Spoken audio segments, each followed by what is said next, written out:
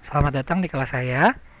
Adapun pada hari ini kita akan mempelajari tentang K3 rumah sakit atau yang bisa disingkat dengan K3RS ya.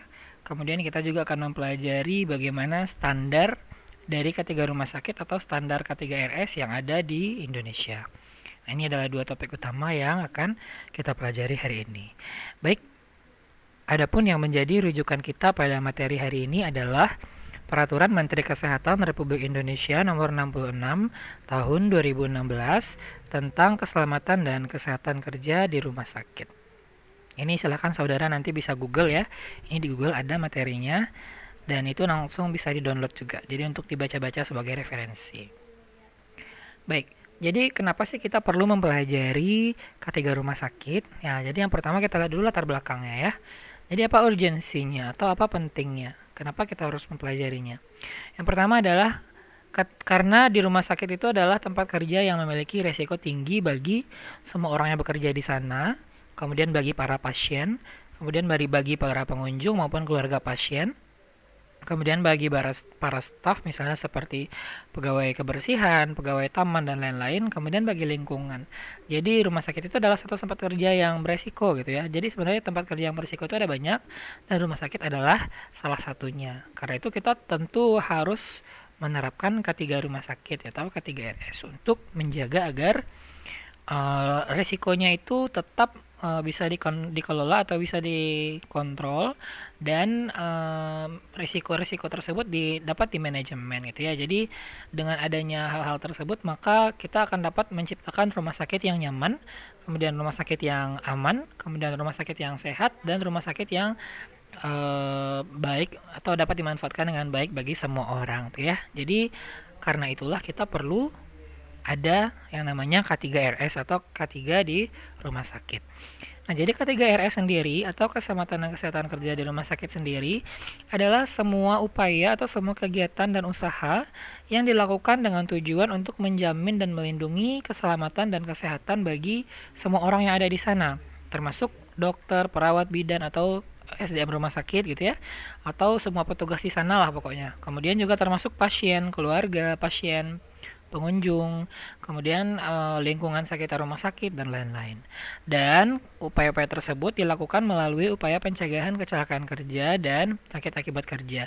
Jadi intinya sama kayak K3 biasa tapi di rumah sakit gitu. Jadi dia berupaya bagaimana agar tidak terjadi kecelakaan kerja, bagaimana agar tidak terjadi penyakit akibat kerja di rumah sakit sehingga rumah sakit itu aman dan selamat dan dapat digunakan dengan baik oleh semua pihak, baik dari petugas di rumah sakit atau pekerja rumah sakit maupun pasien maupun keluarga pasien, pengunjung dan lain-lain.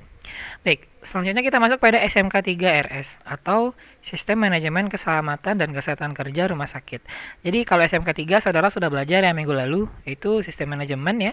Jadi bagian dari manajemen, bagian dari keseluruhan manajemen yang mengurusi perihal K3 di tempat tersebut.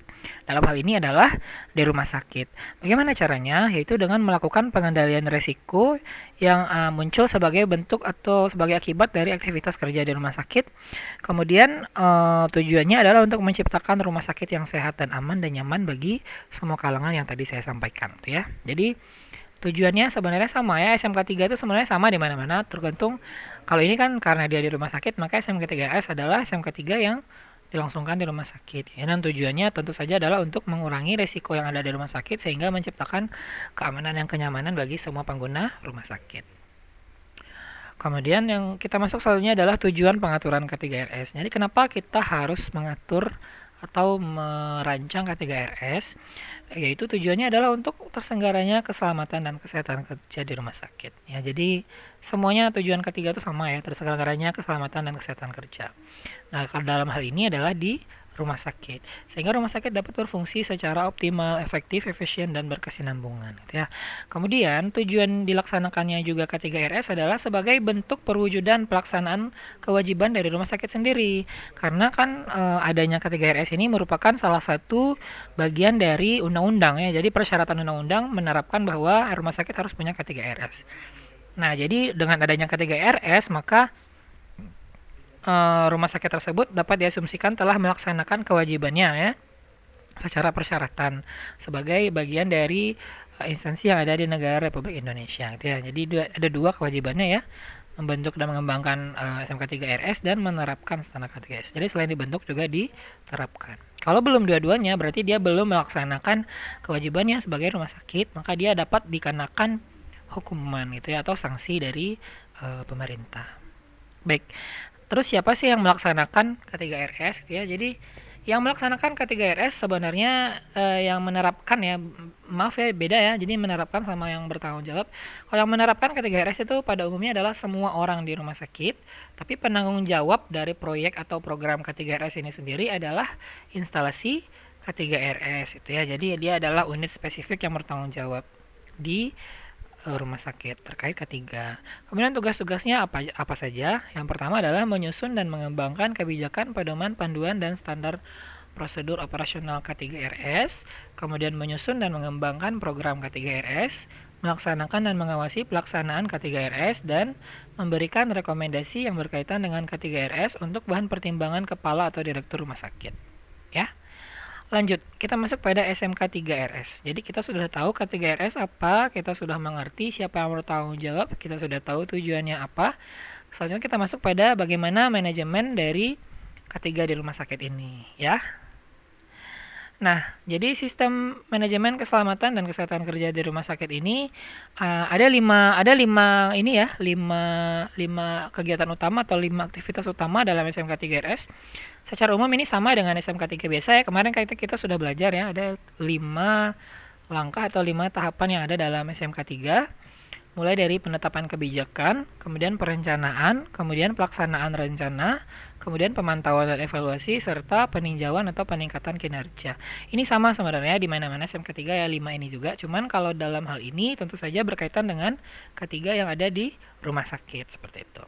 Nah, tentu nanti bentuk pelaksanaannya secara spesifik agak berbeda ya, antara rumah sakit dengan perusahaan dengan pabrik itu tentu berbeda, walaupun pada teorinya, pada prinsipnya SMK 3 itu ya 5 ini juga gitu ya, penetapan kebijakannya, perencanaan, pelaksanaan, pemantauan dan evaluasi, serta peninjauan serta peningkatan kinerja. Dan dalam hal ini adalah K3RS. Nah, kita masuk yang pertama, yaitu penetapan kebijakan K3RS. Nah, kebijakan K3RS ini harus ditetapkan secara tertulis dengan keputusan dari kepala rumah sakit atau direktur rumah sakit. Kalau dia swasta ya, atau kalau dia negeri juga diputuskan oleh kepalanya ya, dan disosialisasikan ke seluruh SDM rumah sakit. Jadi dia dalam perancangannya dia mungkin bisa bersama-sama, namun nanti tetap yang akan memutuskan adalah kepala atau direktur. Kemudian kebijakan-kebijakan K3RS tersebut meliputi penetapan kebijakan dan tujuan dari program K3RS. Jadi tujuan programnya apa? Ya, jadi kebijakannya apa saja. Kemudian penetapan organisasi K3RS.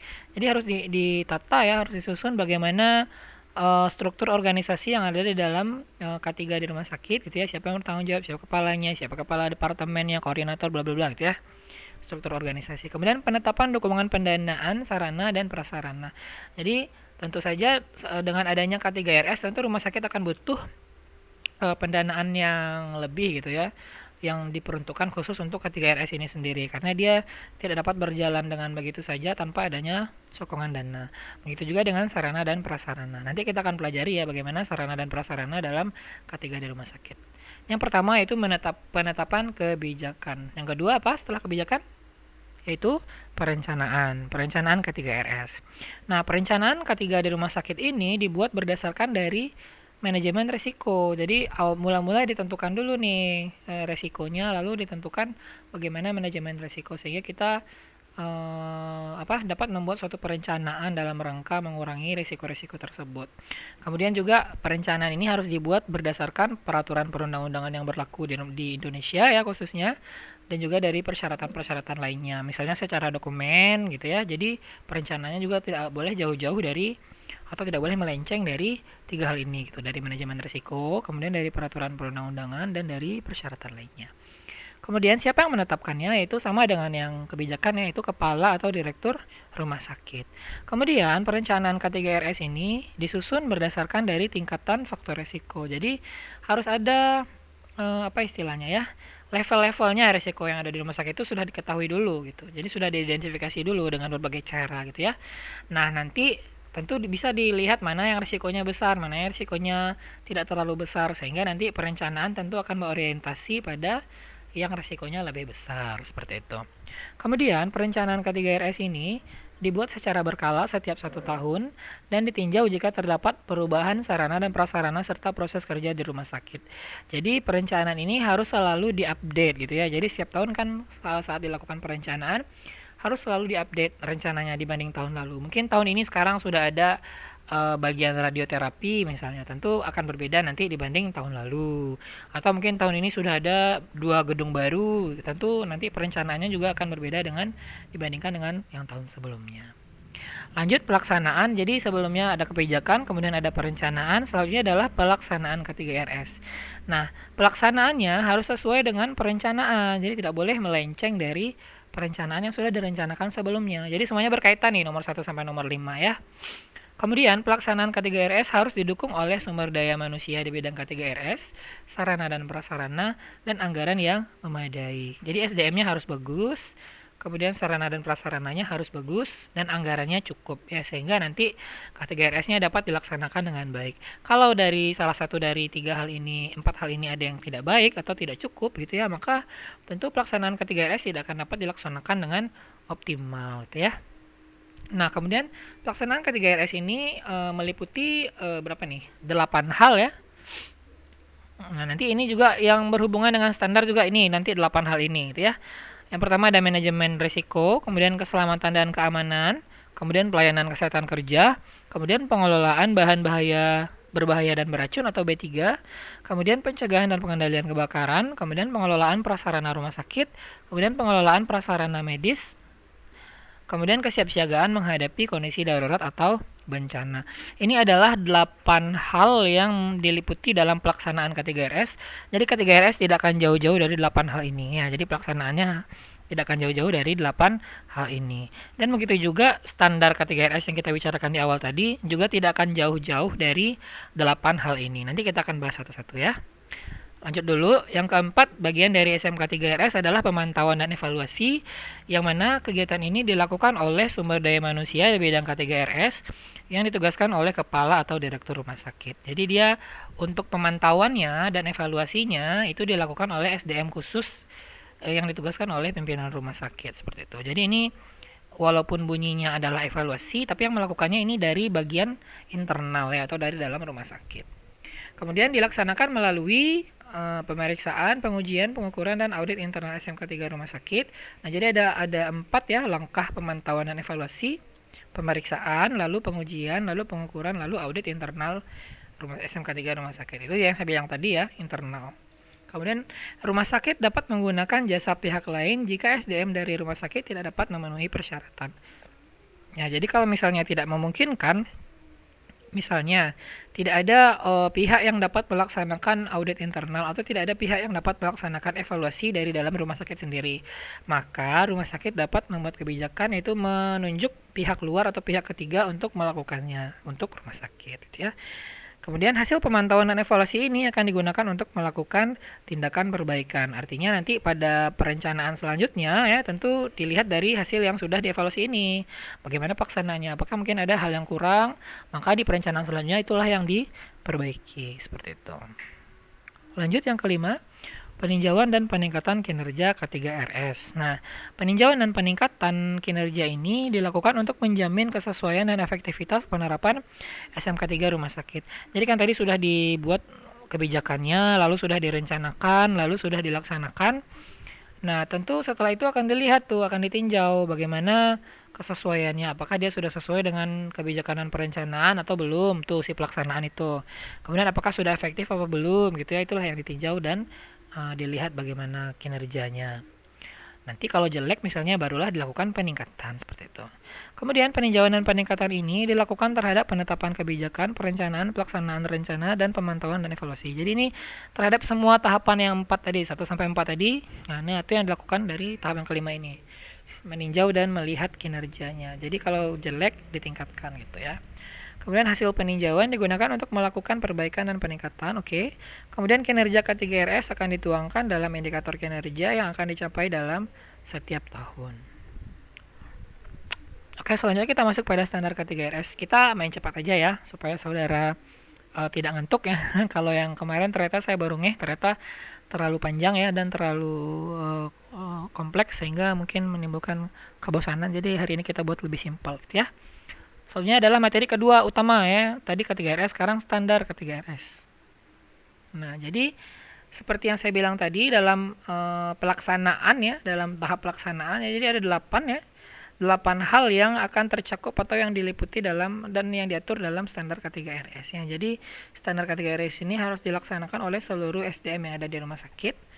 Nah, dan yang merupakan bagian yang akan tercakup dalam standar K3RS atau hal-hal yang diatur ya dalam K3RS atau yang akan dilihat, yang akan distandarisasi ya dalam K3RS adalah yang pertama manajemen resikonya, kemudian yang kedua keselamatan dan keamanan di sana, kemudian pelayanan kesehatan kerja, kemudian yang keempat pengelolaan bahan berbahaya dan beracun atau B3, yang kelima adalah pencegahan dan pengendalian kebakaran, yang keenam adalah pengelolaan prasarana, yang ketujuh adalah pengelolaan peralatan medis, dan yang kedelapan adalah kesiapsiagaan menghadapi kondisi darurat atau bencana. Kita masuk yang pertama dulu.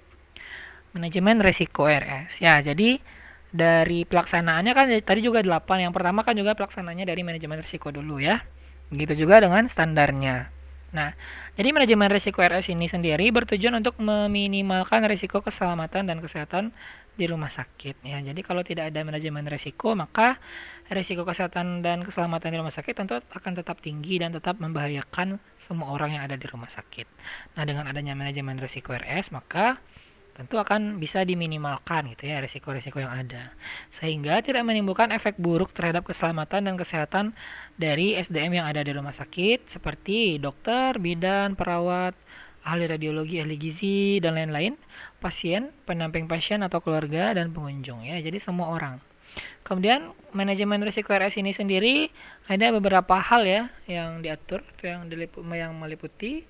Manajemen risiko RS ini meliputi yang pertama persiapan atau penentuan konteks kegiatan yang akan dikelola risikonya, kemudian identifikasi bahaya potensial, kemudian analisis risiko, evaluasi risiko, pengendalian risiko, komunikasi dan konsultasi, dan pemantauan dan telah ulang. Saya tidak akan memaksa saudara untuk menghafal ini, namun saya harap saudara dapat memahami dan mengerti bahwa inilah hal-hal yang diatur dalam manajemen risiko RS. Intinya segala risiko yang ada di rumah sakit lah pokoknya, itu yang berhubungan dengan itu ya.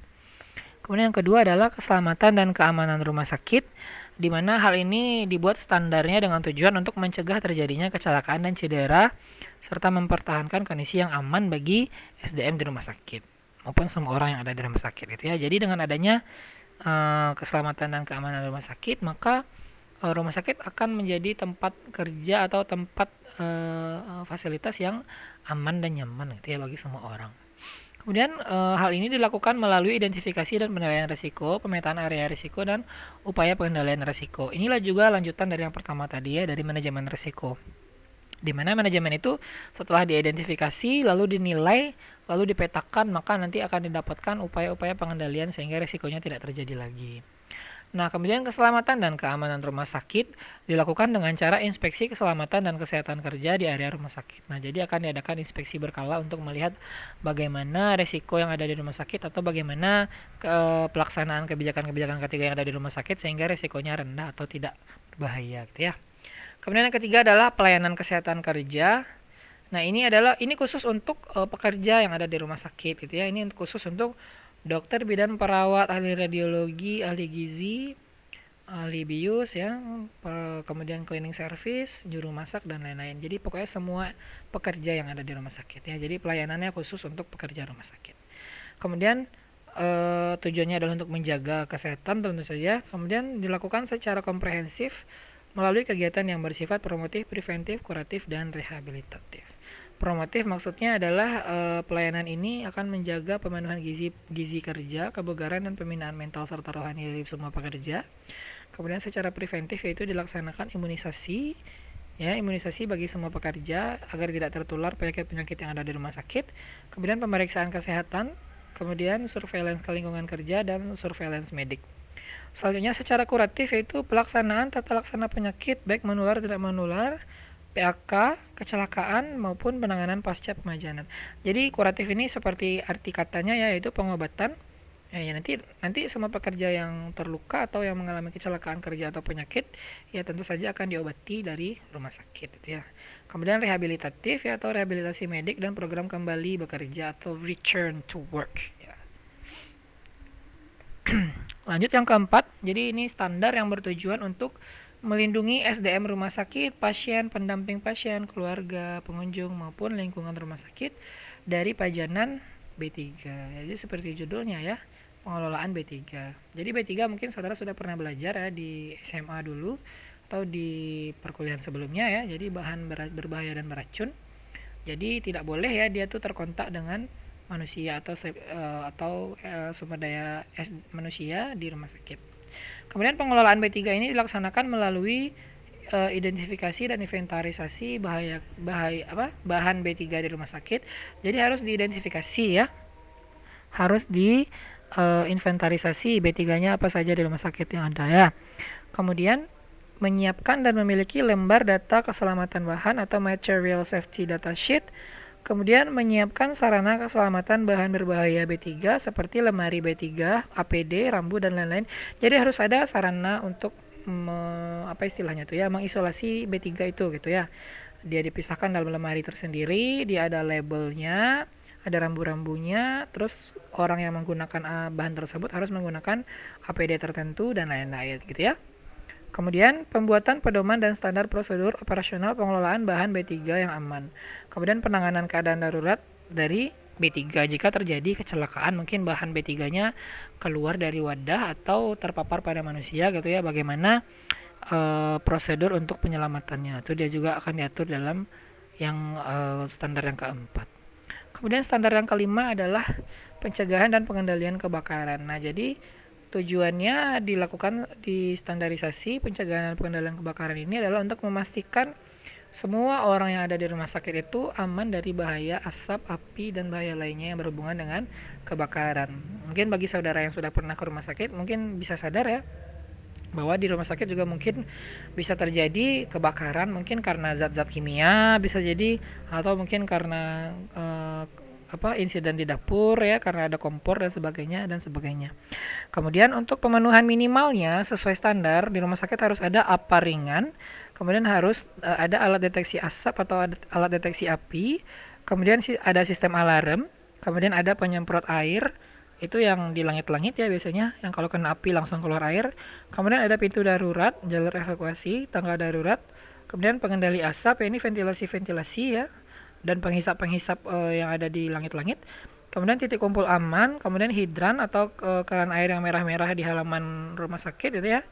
Kemudian pembentukan tim penanggulangan kebakaran ya, jadi tetap walaupun dia rumah sakit dia tentu harus punya tim penanggulangan kebakaran ya, minimal orang-orang yang mampu menggunakan alat pemadam api ringan atau APAR ya. Kemudian ada pelatihan dan sosialisasi terkait kebakaran. Ini mungkin seperti adanya simulasi kebakaran ya sekali dalam setahun. Jadi harus dilaksanakan oleh rumah sakitnya. Jadi itu dia dilakukan. Jadi bagaimana upayanya pencegahan pengendalian kebakaran ini dilakukan ya? Itu melalui identifikasi area yang beresiko kebakaran seperti di dapur, di laboratorium dan lain-lain ya. Kemudian pemetaan area beresiko bahaya kerja, beresiko bahaya kebakaran dan ledakan. Kemudian pengurangan risiko bahaya kebakaran dan ledakan, pengendalian kebakaran, dan simulasi kebakaran. Pokoknya yang berhubungan dengan kebakaran. Oke, lanjut yang keenam, yaitu standar yang keenam tentang pengelolaan prasarana rumah sakit dari aspek keselamatan dan kesehatan kerja. Di mana standarisasi pengelolaan prasarana rumah sakit ini bertujuan untuk menciptakan lingkungan kerja yang aman dengan memastikan kehandalan sistem utilitas dan meminimalisir risiko yang mungkin terjadi. Nah, jadi dengan adanya prasarana rumah sakit yang baik, yang bagus kualitasnya, yang masih safety, yang masih aman digunakan ya, yang belum rusak, yang belum cacat. Nah, dengan dipastikannya itu maka dapat menciptakan lingkungan kerja yang aman. Nah, kemudian adapun standar yang keenam ini meliputi penggunaan listrik, penggunaan air, tata udara, genset, boiler, lift, gas medis, jaringan komunikasi, mekanikal dan elektrikal, dan penggunaan instalasi pengelolaan limbah. Itu ya. Lanjut. Kita masuk pada standar ketujuh, yaitu pengelolaan peralatan medis dari aspek keselamatan dan kesehatan kerja. Jadi dengan adanya standar pengelolaan peralatan medis, maka sumber daya manusia yang ada di rumah sakit itu dapat terlindungi gitu ya dari potensi berbagai bahaya akibat peralatan tersebut. Misal kayak kalau suntik tidak dikelola, misalnya penyimpanannya, maka dapat mungkin menusuk siapa gitu ya, atau berbahaya bagi lingkungan atau bagi siapa gitu. Atau misalnya zat-zat kimia gitu ya, atau peralatan-peralatan lainnya yang melibatkan zat kimia seperti termometer, kemudian apa lagi? Zat-zat yang digunakan untuk mengukur kandungan-kandungan dalam darah misalnya ya, itu kan memang tidak boleh peralatan tersebut berserakan atau tidak dikelola dengan baik gitu ya, karena dapat menimbulkan bahaya bagi orang-orang yang menggunakannya di rumah sakit. Kemudian pelaksanaan dari pengelolaan peralatan medis ini berupa pengawasan untuk memastikan seluruh proses pengelolaan peralatan medis telah memenuhi aspek keselamatan dan kesehatan kerja. Nah, kemudian standar yang terakhir atau standar ke-8 adalah kesiapsiagaan menghadapi kondisi darurat atau bencana, yang mana tujuannya adalah untuk meminimalkan dampak terjadinya kejadian akibat kondisi darurat dan kondisi bencana ya, yang tidak dapat ditebak tentu saja, yang dapat menimbulkan kerugian fisik, material, dan jiwa. Kemudian mengganggu operasional serta menyebabkan kerusakan lingkungan atau mengancam finansial dan citra dari rumah sakit sendiri. Jadi kalau tidak ada standar yang ke-8 ini diatur, maka tentu dapat menimbulkan kerugian serta menyebabkan kerusakan pada lingkungan dan merugikan finansial rumah sakit juga. Selain itu juga nama baik rumah sakit juga kena gitu ya, kalau tidak dapat menghadapi kondisi darurat saat bencana. Kemudian kegiatan ini meliputi identifikasi resiko kondisi darurat atau bencana. Artinya sudah diketahui nih resiko apa saja yang mungkin terjadi. Misal kalau gempa, mana kira-kira gedung yang mungkin berbahaya kalau gempa, atau misalnya kalau ada tsunami, mana yang mungkin gedung yang akan berbahaya karena adanya tsunami, seperti itu. Kemudian penilaian analisa resiko kerentanan bencana, kemudian pemetaan resiko kondisi darurat atau bencana, kemudian pengendalian kondisi darurat atau bencana, kemudian simulasi kondisi darurat atau bencana ya. Jadi ada 5 kegiatan yang diatur dalam standar ini. Untuk detailnya bisa dilihat di undang-undang dan di peraturan yang tadi saya lampirkan di awal. Selanjutnya adalah pencatatan dan pelaporan K3RS. Jadi setelah dilaksanakannya K3RS, kemudian ada SMK3RS dan ada standar-standar dalam K3RS, maka perlu dilaksanakan pencatatan dan pelaporan dari K3RS. Nah, jadi pencatatan dan pelaporan ini wajib dilakukan oleh rumah sakit yang terintegrasi dengan sistem informasi manajemen rumah sakit. Jadi dia tidak boleh tidak dilakukan gitu ya. Terus mana pencatatan dan pelaporan ini harus terintegrasi dengan sistem informasi yang ada di rumah sakit. Jadi tidak boleh melenceng, tidak boleh berbeda sendiri. Semuanya harus terintegrasi ya, harus semuanya berhubungan, mulai dari yang paling tinggi sampai yang paling rendah. Kemudian yang kedua adalah pencatatan dan pelaporan K3RS ini dilaksanakan bisa secara bulanan dan bisa juga secara tahunan gitu ya. Kemudian kegiatannya meliputi seluruh penyelenggaraan kegiatan K3RS yang dilaksanakan selama setahun penuh. Jadi dari semua pelaksanaan K3RS tadi yang ada 8 poin tadi ya, dan yang diatur dalam 8 standar tadi, itu semuanya dilaporkan. Kemudian insiden yang juga dilaporkan selain yang 8 itu adalah misalnya bagaimana seberapa banyak insiden penyakit menular yang terjadi di tahun itu ya di rumah sakit. Kemudian insiden penyakit tidak menularnya juga seberapa banyak. Kemudian apakah terdapat kecelakaan kerja yang terjadi di rumah sakit tersebut atau penyakit akibat kerja yang terjadi di rumah sakit tersebut. Itu juga perlu dilaporkan. Selain 8 hal utama tadi. Baik, demikian saja materi kita pada hari ini. Terima kasih banyak atas perhatian saudara. Saya akhiri. Selamat mengerjakan tugas ya. Semoga perkuliahan online ini tidak mengganggu aktivitas saudara. Terima kasih dan selamat siang.